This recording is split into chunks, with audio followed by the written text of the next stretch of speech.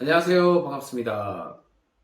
저는 가수로 활동하고 있는 DK 소울이라고 합니다. 반갑습니다. 네. 오늘 이렇게 간증이라는 소재로 이렇게 초대받게 되어서 너무나 또 영광이고 감사하게 생각합니다. 저의 간증이 믿음이 있고 또 행여나 믿음이 없는 분들이 들으셨을 때 하나님을 이해하고 하나님의 섭리를 조금이라도 깨우쳐지는 그런 시간이 되었으면 하는 작은 소망을 품고 간증을 시작해 보겠습니다. 네, 저는 2012년도까지 하나님을 너무너무 싫어하던 한 사람입니다. 제 주위 사람들이 그리고 뭐 처음 만난 사람들이 교회를 다닌다, 하나님을 믿어라고 하면 그렇게 싫을 수가 없었습니다. 지금도 그런 분들 많으실 겁니다. 괜히 교회 다닌다고 하면 괜히 싫고 괜히 얄밉고. 예. 근데 제가 그랬어요. 그러다 어느 날 2012년 12월 달에 제가 이제 방송을 마치고 좀 쉬는 때였는데 알고 있는 KBS 개그맨 한 분이 저한테 동규야, 교회에서 행사를 하는데 와서 노래 좀 불러줄 수 있니? 그러시는 거예요. 그래서 제가 네 형님 가보겠습니다. 그랬는데 그 형님께서 하신 말씀이 그래? 그러면 이번에는 좀 봉사로 와줬으면 좋겠어. 그래서 제가 친한 형님이니까 네 알겠습니다 하고 형 가겠습니다 하고 갔어요. 거의 크리스마스 근처쯤 되었을 것 같아요. 12월 어느 날이었으니까. 가가지고 노래를 하려다 보니까 그때 마침 그 자리가 가수 박완규 씨의 땜빵 자리였어요. 쉽게 얘기해서 박완규 씨가 나와야 되는데 그분이 바쁘셔서 그때 못 나오신 거죠. 갑자기 제가 초대돼서 나간 거예요. 뭐 초대라기보다는 땜빵으로 간 거죠. 가가지고 이제 봉사 공연을 하고 노래 한 곡 하고 자리에 앉았는데 이제 설교를 시작하시더라고요. 그리고 그 예배를 지금의 그 설교라고 하면 좀 그렇고 그때 당시 아주 진한 예배를 하시더라고요. 그래서 아주 점잖하고 너무 품이 있고 잘생긴 목사님께서 나오셔서 예배를 쭉 하시다가 찬양도 쭉 하시다가 옆에 있는 좌우에 계신 분들께 잘 오셨습니다. 사랑합니다. 이런 식으로 이제 그때 당시에도 예배를 이끄셨는데 저는 한 1시간 정도 예배 끝날 때까지 별 생각이 없었어요. 그냥 쳐다만 보고 예배하는구나. 지금 예배 시간이구나. 그러고 있었어요. 그런데 예배가 끝날 무렵 그 목사님께서 갑자기 많은 분들께 하나님 저를 안아주세요. 하나님 저를 사랑해주세요. 하나님 저를 지켜주세요. 성령님 함께 해주세요. 그렇게 시키시는 거예요. 그래서 저도 그냥 하나님 저를 안아주세요. 하나님 저를 지켜주세요. 하나님 정확하게 기억은 안 나요. 솔직히 말씀드리면. 그래서 그 하나님을 부르짖었어요. 하나님 사랑해 주세요. 성령님 함께 해주세요. 뭐 이렇게 여러 차례 시키시는 대로 이제 그냥 그 말씀을 따라했어요. 그랬는데 갑자기 가슴이 여기가 정말 누가 이렇게 누르는 듯이 확 눌러지면서 그 누름이 너무 따뜻한 거예요. 진짜 따뜻해서 너무 따뜻해서 이게 뭐지? 할 정도로 따뜻해요. 여기가 따뜻해지는데 눈물이 콸콸 쏟아지는 거예요. 진짜 너무너무 쏟아져서 한 30분, 40분은 울었던 것 같아요. 그냥 그 자리에서 저는 하나님인지도 모르고 그게 성령 하나님인지 모르고 성령께서 제게 오셨다는지도 모르고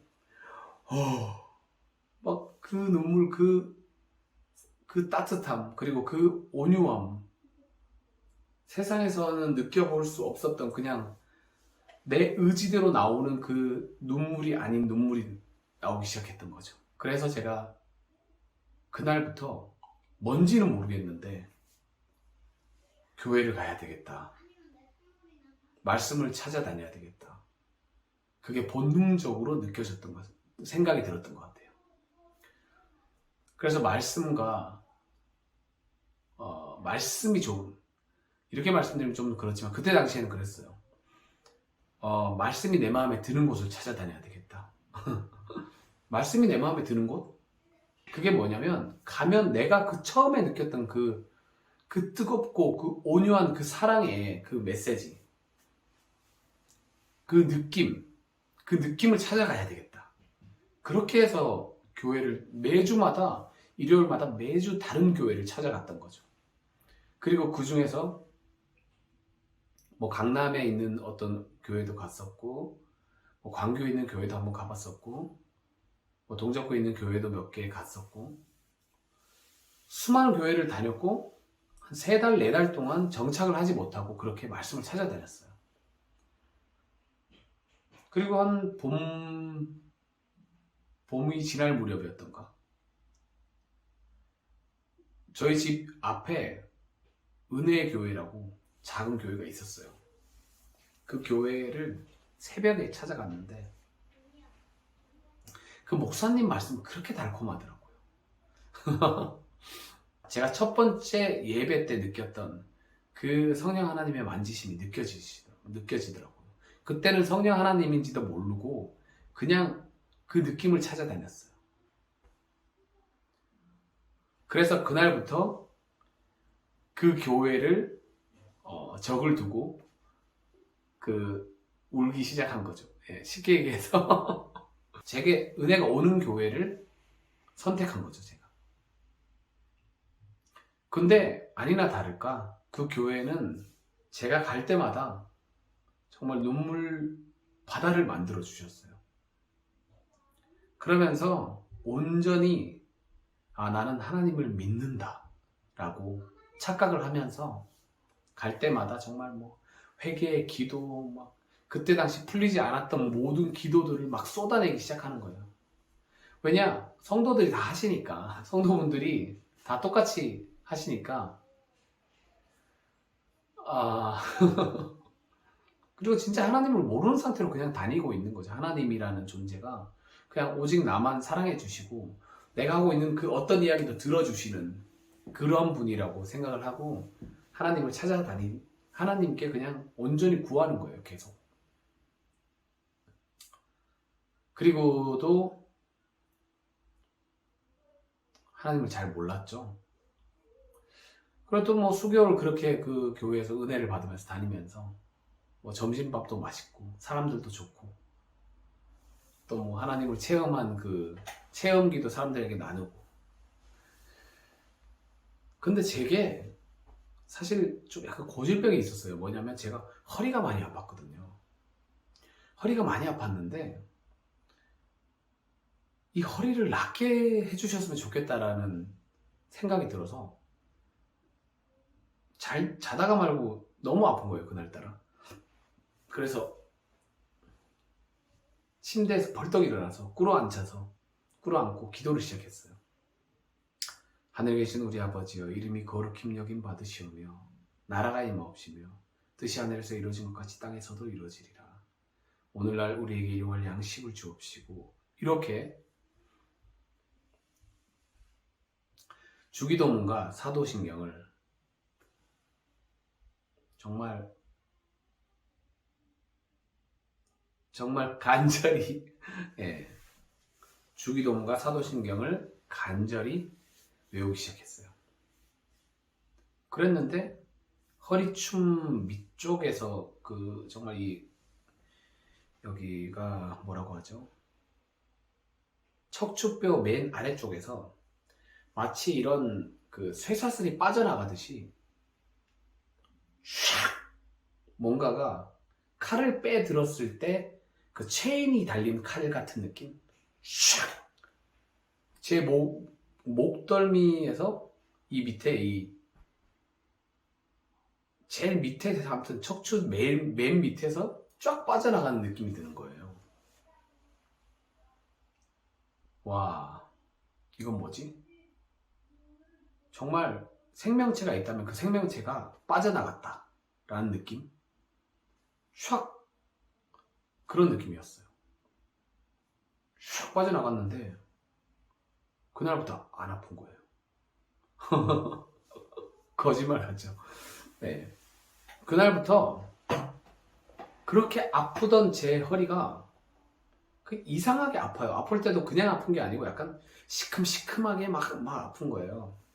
그러면서 다리를 걸을 때도 이렇게 다리가 이렇게 쩔뚝쩔뚝 거리는 느낌, 그런 무릎이 막 탁탁탁 거리는 느낌, 그런 느낌이었는데 쫙 빠져나가면서 그날부터 안 아픈 거예요.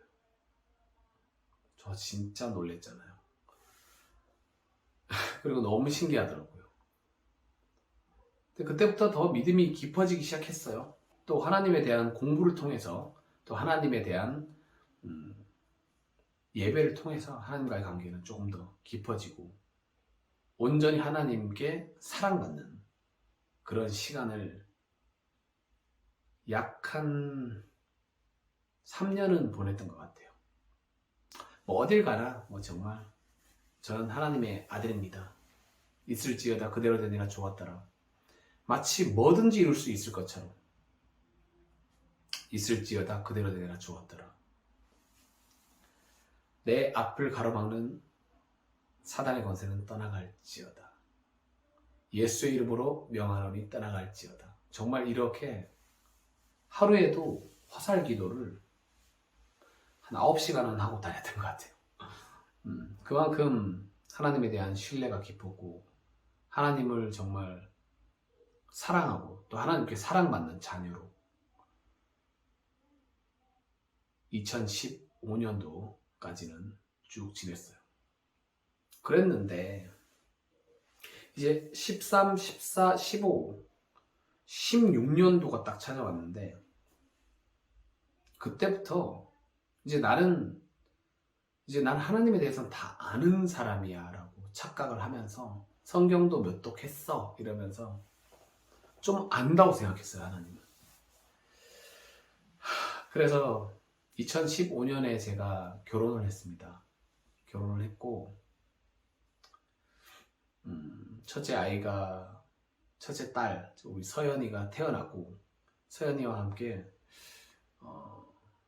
정말 멋진 가정생활을 시작하는 그런 아빠로서 거듭나야 되는 시간이 왔는데 그때부터 제게 시련이 오는 거예요.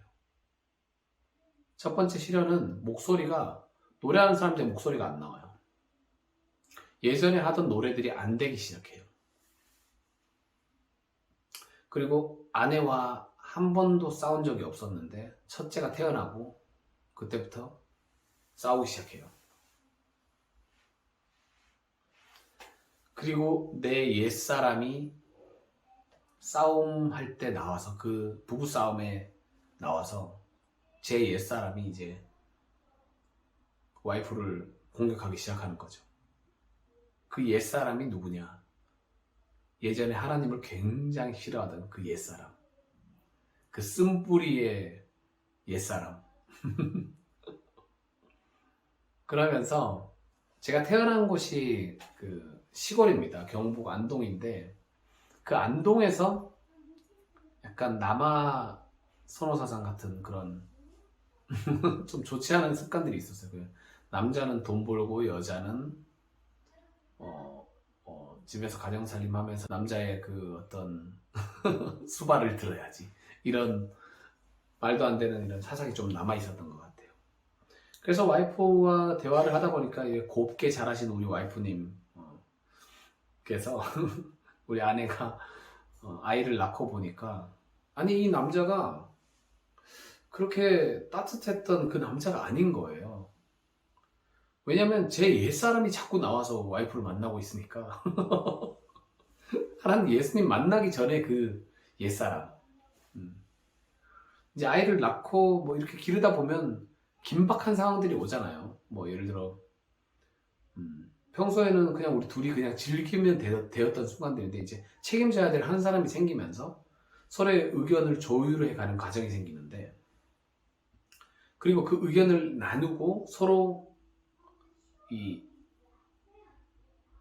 자기의 주장을 조금씩 줄여가면서 또 이렇게 깎아져 가는 그런 부부 생활이 돼야 되는데, 일방적이었던 거죠. 제가 이렇게 해, 이렇게 하면 맞아, 나는 하나님을 믿고 있으니까 자기가 내 말을 따라,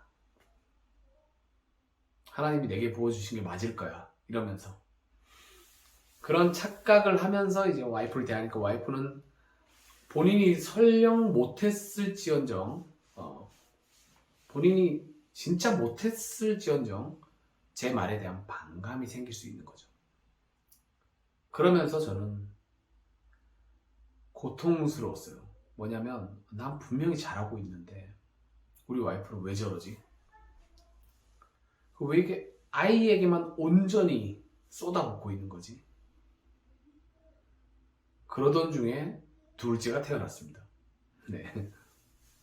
둘째는 지연이에요. 첫째가 서연이고 둘째는 지연인데, 그 둘째가 태어나고 나니까 이제 더 심해지는 거예요. 이제 그 시간들이 너무너무 심해지는 거예요. 첫째 때는 겪지 못했던 그런 트러블이 이제 시작되는 거예요. 왜냐하면 첫째 때 와이프가 너무 힘들어하는 걸 봤으니까, 제 딴에는 와이프를 도와주기 위해서 둘째는 내가 데리고 살게, 자기 너무 힘들어하니까 좀 힘든 걸 덜어줄게, 그러면서 둘째는 제가 키우기 시작하는 거예요. 그래서 첫째 때 못했던 그 찬양이나 기도를 둘째에게 다 쏟아붓는 거예요. 하나님, 매일 밤마다 매일 저녁마다 아이를 재우고 안으면서, 하나님, 이 아이가 하나님 그 말씀 안에 양육되어지고 우리 기도 안에 양육되어야 되는 귀한 시간 하나님 허락하시옵소서. 하나님, 세상에 나아가 하나님 빛의 종으로 써주시옵고, 어딜 가나 하나님 우리 딸 서연이, 지연이 지켜주시옵소서. 우리 가정은 하나님의 그 왕국 만들어 주시옵소서. 이런 기도를 막 쏟아내기 시작하는 거예요. 근데 그러면 그럴수록 목소리가 안 나오고, 그러면 그럴수록 저의 삶은 더 힘들어지더라고요. 하나님께서는 제게 가장 좋은 것을 부어주셨을 거예요, 분명히.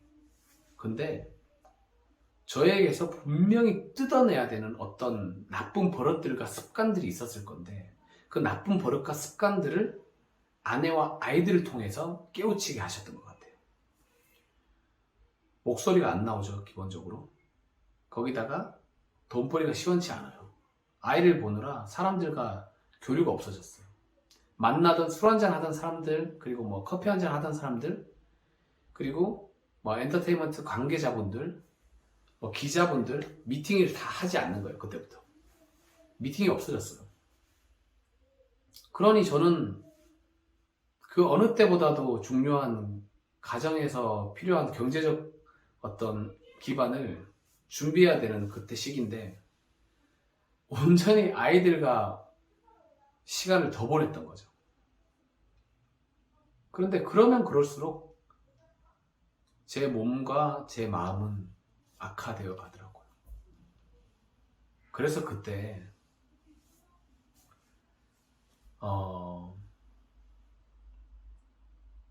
하나님은 나를 사랑하지 않으시는구나. 그렇게 깨닫고, 아니 그런 생각이 들면서 하나님께 기도를 했어요. 하나님, 제게 왜 이러십니까? 하나님, 제가 죽을 것 같습니다. 하나님, 저 좀 살려주세요.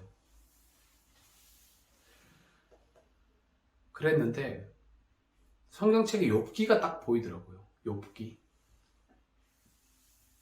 욥이라는 인물이 하나님께 굉장히 신실한 인물인데도 하나님이 자랑으로 내세우신 한 인물이었어요. 다 아시다시피 욥을 시험했던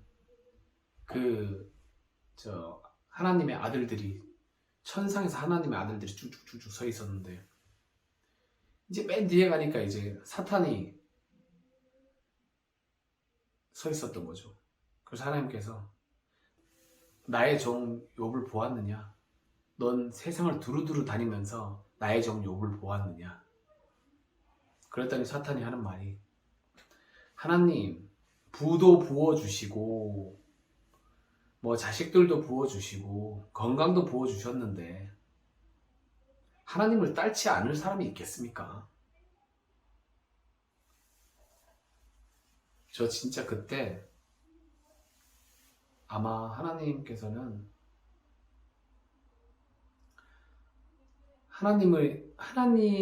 자랑하고 싶은 사람이 있을지도 모른다. 그 사람이 나였으면 좋겠다. 라고 감히 그 욥기를 보면서 위로를 받고 또 앞으로 어떻게 하나님을 믿어 나가야 되는지 마음을 다잡았던 것 같아요. 그리고 또 내 지난 과거의 그 아프고 또 쓰라렸던 기억들을 가지고 하나님은 어떻게 저를 변화시켜 가는지 또 어떤 그 성경의 구절을 가지고 저는 깨닫게 되었어요. 그 성경 구절은 수없이 많이 들었던 성경 구절인데 그날따라 더욱더 꽂히더라고요. 어떤 방송 프로그램에서 그 성경 구절을 가지고 제가 그 복음송으로 만들어내는 CCM으로 만들어내는 그런 시간도 가졌었고요. 그 성경 구절이 뭐냐면 히브리서 4장 12절의 말씀이었어요. 하나님의 말씀은 살아있고 운동력이 있어 좌우에 날선 어떤 검보다도 예리하여 혼과 영과 및 관절과 골수를 찔러 쪼개기까지 하며 마음의 생각과 뜻을 감찰하라니. 예. 제가 혹시나 좀 성경 구절이 틀렸으면 이해 좀 부탁드리겠습니다. 그렇게 하나님을 만나 뵙고 온전히 하나님께 사랑을 받았고 그리고 가정까지 이루게 해주셨고 그 와중에 목소리는 잘 나오지 않았지만 드라마 OST를 계속 가창하면서 하나님 사랑을 듬뿍 받았는데 히브리서 4장 12절 말씀을 만나니까 그때부터 말씀이 살아있고 운동력이 있어서 좌우에 날선 어떤 검보다도 예리했던 거죠.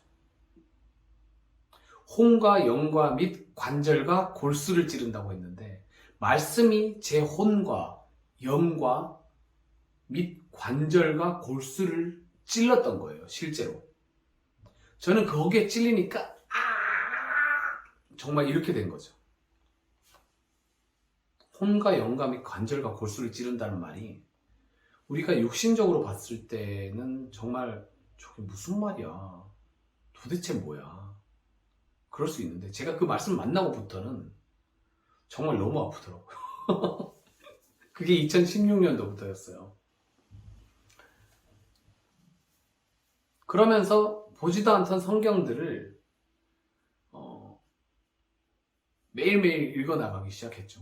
시편을 1장부터 50장까지 통성으로 한 45일 동안 하나님 저 억울합니다 하면서 제가 다윗의 그 기도를 시편을 막 읊어내기 시작했어요. 정말 그때 당시는 하나님의 이야기만 나오면 정말 눈물이 막 주르륵 나고 이 현실이 제게 닥친 그 현실이 세상에서 가장 힘들게 느껴졌어요. 차라리 죽었으면 좋겠다, 차라리 자살하고 싶다라는 마음까지 들 정도로 너무 힘든 시간이었는데요. 그 시간을 통과하는데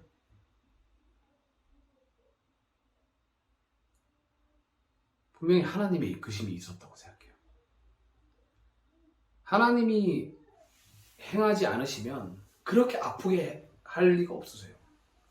목소리 아프죠, 척추 디스크 왔죠, 추간판 탈출줄 왔죠. 노래는 해야 되는데 잠은 못 자죠. 돈벌이는 작죠. 마침 그때 집을 옮겼는데 빚은 많죠. 그 시간을 어떻게 견뎌냈나 모르겠어요. 그 정도로. 근데도 제가 힘들 때마다 하나님을 더 붙잡고 하나님을 더 경외하게 되더라고요. 그러면서 막 찬양곡들을 막 만들기 시작해요. 또 누가 시키지도 않았는데 찬양을 만들기 시작해요.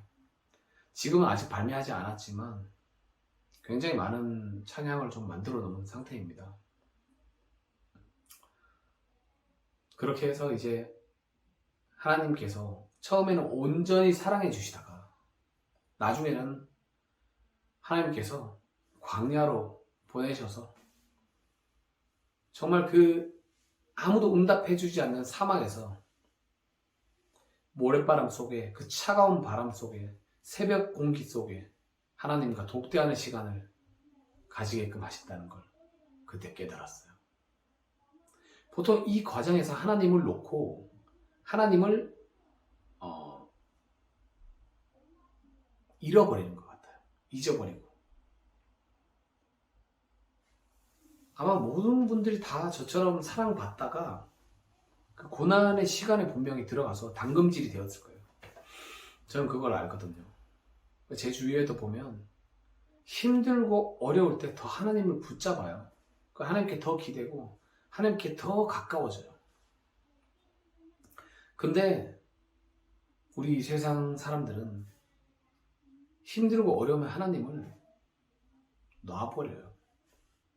그때 그 영적 교류를 하는 사람들이 없으면 하나님을 붙잡고 가지 못하는 거예요.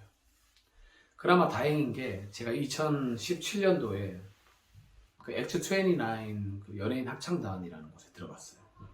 들어가서 그곳에서 이제 하나님을 정말 찬양하고 하나님을 그토록 부르짖는 사람들이 있다라는 걸 또 보면서 저는 다시 한번 하나님을 경험하게 되었고 하나님이 임재하시는 곳이 항상 따뜻하고 행복하고 그리고 뭐 빛이 있고 뭐 내게 재물이 많고 그런 곳이 아니라는 걸 알았어요. 제가 이제 엄살 같지만 제가 이 영적으로 굉장히 예민한 사람인 것 같아요. 그리고 좀 센시티브한 사람이라고 하죠. 좀 뭐든지 대할 때 섬세하게 대하고 좀 센시티브하게 대하는 면이 있어요. 그러다 보니까 모든 순간순간들이 다 하나님께서 일하시는 것이다 라는 걸 더 많이 느끼면서 지냈던 것 같거든요. 액트 29에서 활동하다가 보니까 제가 이제 좋아하는 그 가수분들도 계셨고 그 배우분들도 계셨는데 제가 그때 당시에 이제 이것도 간증인데요. 그때 당시에 싱어송라이터로 활동하면서 정규 3집을 발표하고 방송 활동도 전혀 못했어요. 근데 그 한 번은 좀 방송다운 방송을 해보고 싶다라고 생각을 했었는데 그때가 방송은커녕 계속 이제 뭐 행사만 다니는 그런 비주류의 가수가 되었던 거죠. 행사라도 있었으니까 다행이고 감사한 일이고 어쨌든 그렇게 비주류의 가수로 활동하고 있었을 때 저는 액트 29의 한 멤버들을 향하여 하나님께 기도드리기 시작했어요. 주여! 정말 엄청나게 소리를 질렀어요. 기도를 할 때마다 통성으로 주여! 정말 지금은 이제 뭐 이렇게 하지만 정말 소리를 고래고래 질러가면서 주여 우리 액트 29 멤버 한 명 한 명을 다 축복하시고 그들이 가는 길마다 주님 하나님 발걸음 함께하여 주시옵소서. 만남의 축복은 기본이고 천사들이 함께하고 천군 천사가 우리 엑스 29과 함께하게 주시옵소서. 그렇게 기도를 했어요. 그 기도를 한 5, 6일 했던 차였는데 저한테 행운이 온 거예요. 싱어송라이터로 살면서 유희열의 스케치북에 나가게 된 거죠. 거기다 또 제가 작곡한 곡들을 가지고 다 섭외가 들어왔어요. 작가님이 연락이 왔더라고요. 그때 당시에도 사실 와이프와의 관계가 안 좋아서 와이프가 유희열 스케치북에서 전화가 왔는데도 저한테 말을 안 해주더라고요. 유희열 스케치북에서 연락 왔었어. 서운하지도 않았어요. 그냥 내가 잘 못하니까 자기한테 마음에 안 드니까 얘기 안 해줬나 보다.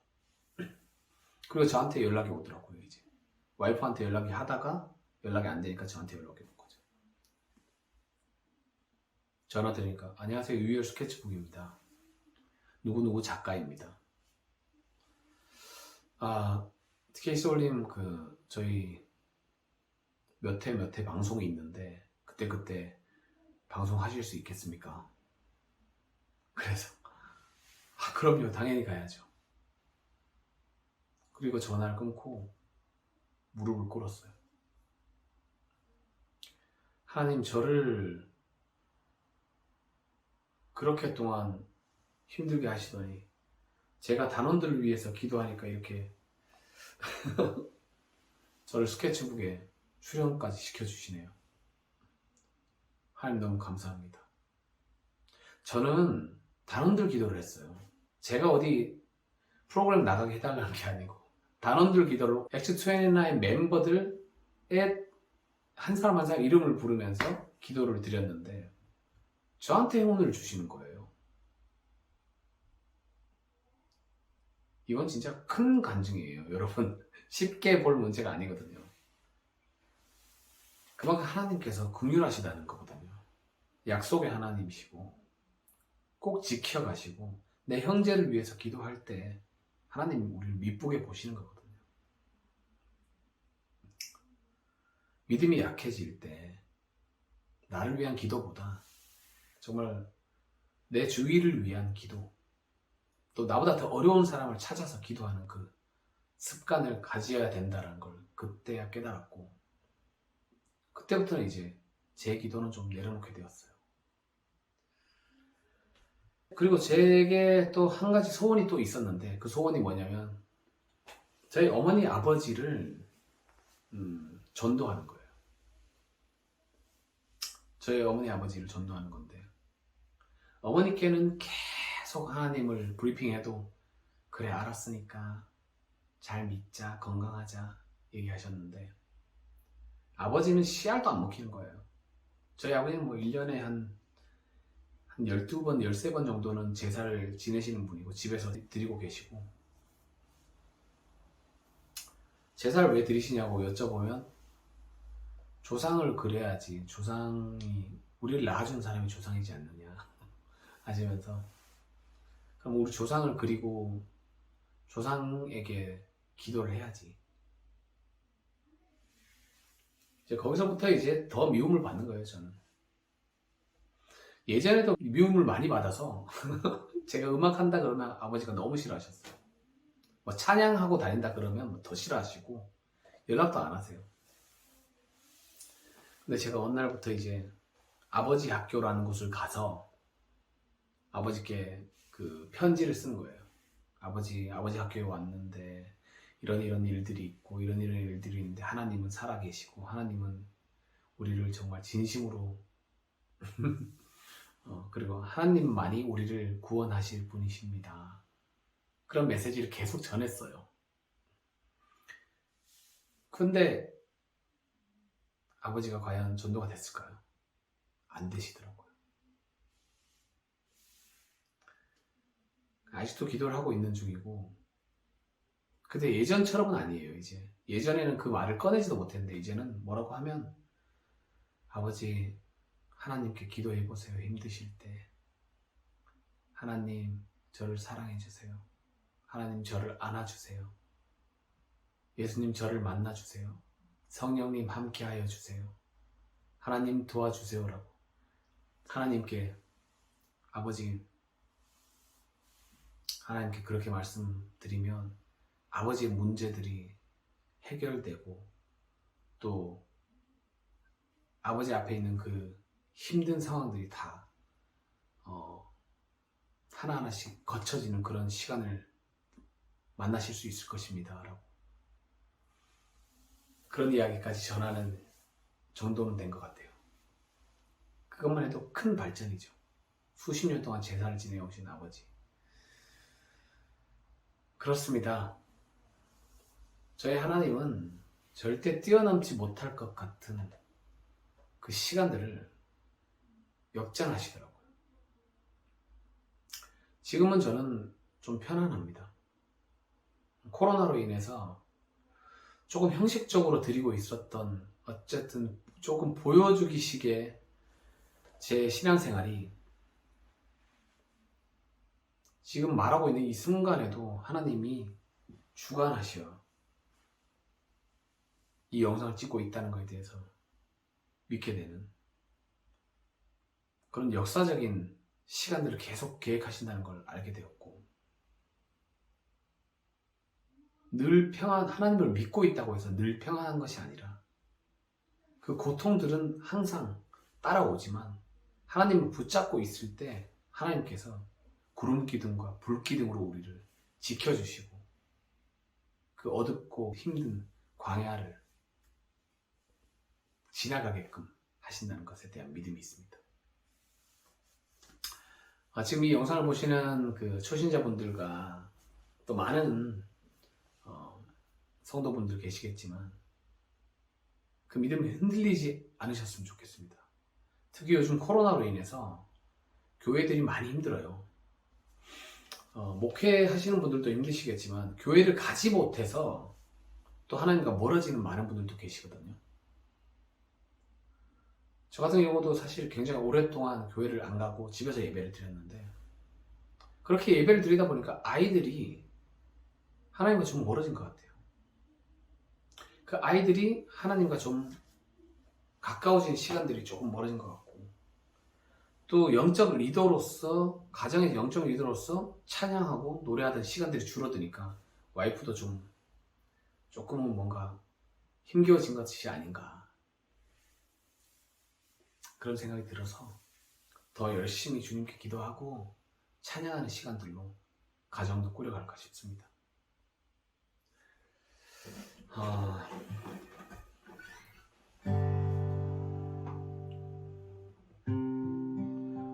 아까 제가 말씀드렸던 그 히브리서 4장 12절이 히브리서 4장 12절에 그 말씀을 한번 전해드려 보겠습니다. 하나님의 말씀은 살았고 운동력이 있어 좌우에 날선 어떤 검보다도 예리하여 혼과 영과 및 관절과 골수를 찔러 쪼개기까지 하며 또 마음의 생각과 뜻을 감찰하나니. 히브리서 4장 12절.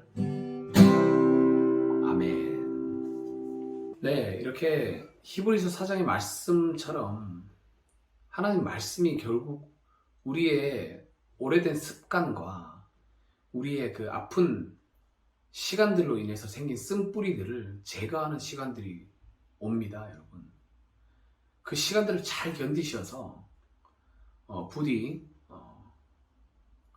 하나님과의 그 영적 관계에 끈을 놓지 않으시고 마지막 날에 정말 요한계시록에 나오는 그 최후의 심판 날에 하나님께 들림받고 하나님을 더욱더 순종하며 나아갈 수 있는 천국 시민권을 놓치지 마시길 바랍니다.